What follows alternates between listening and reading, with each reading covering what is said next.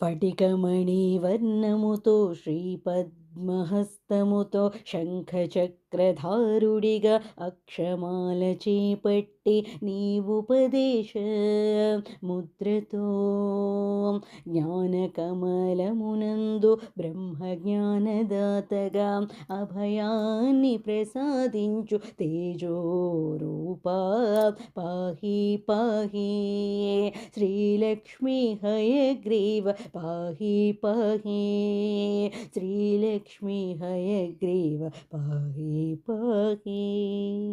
అది సాత్విక సమయం బ్రహ్మీ ముహూర్తకాలం శ్రీహరి నాభికమలములో బ్రహ్మదేవుని ఆవిర్భావం ప్రతిపద్దినమునందే వేదాధ్యయనం వేదశాస్త్ర ఆధారం సృష్టి కార్య ఆరంభం వేదశాస్త్ర ఆధారం సృష్టి కార్య ఆరంభం.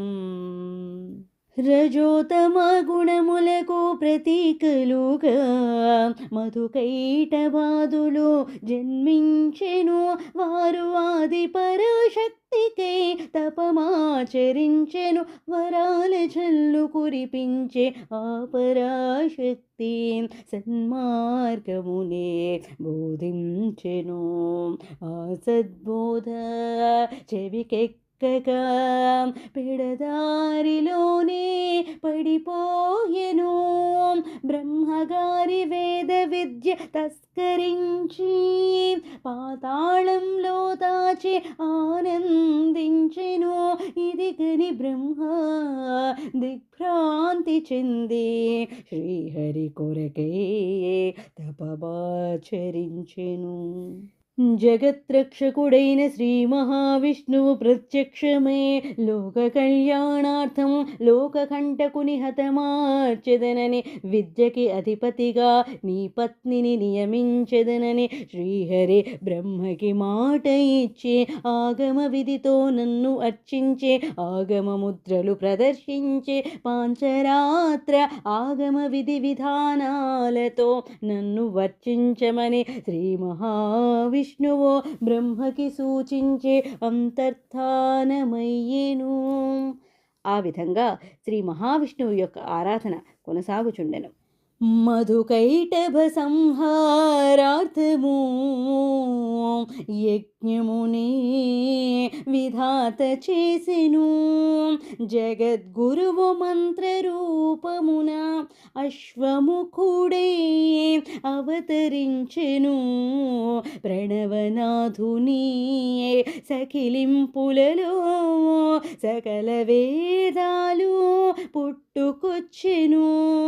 వేదనాదమే ఊపిరిగా బ్రహ్మ విద్యనే సర్వలోకాలు ప్రసరింపచేసెను.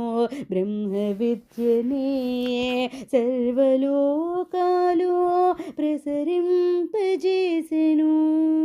ఆదిశక్తియే అసురశక్తులను మాయామోహితులుగా మార్చెను. ఆహయవదనుడు మధుకైటభులను పుత్ర సమానులుగా భావించే శరణు వేడమని ఆదేశించిన అహంకారమున రాక్షసులు శ్రీహరి మాటను ధిక్కరించే ఆదిశక్తియే మాయుక్తి నీకేవరమో మేము సంగీతమని మధుకైటభాదులు అహంకారముగా మాట్లాడెను.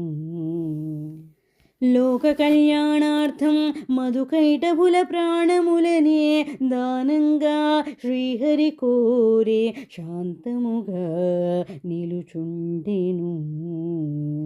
వచ్చిందెవరో తెలుసుకుని జరిగినదంతా గురు తెరిగి పరమపదవాస పాహి పాహి వైకుంఠవాస శరణం శరణం ఆపద్బాంధవ పాహి పాహి శరణాగతారక్ష శరణం శరణం నీవే శరణం నీవే శరణం అని ప్రార్థించుచు జలములేని ప్రాంతములో మమ్ము వధించే శ్రీవైకుంఠమునందు పాలకడలిలో నీ పాద సన్నిధిలో పితృరుణం తీర్చుకునే భాగ్యం కలిగించమని పరమ భక్తితో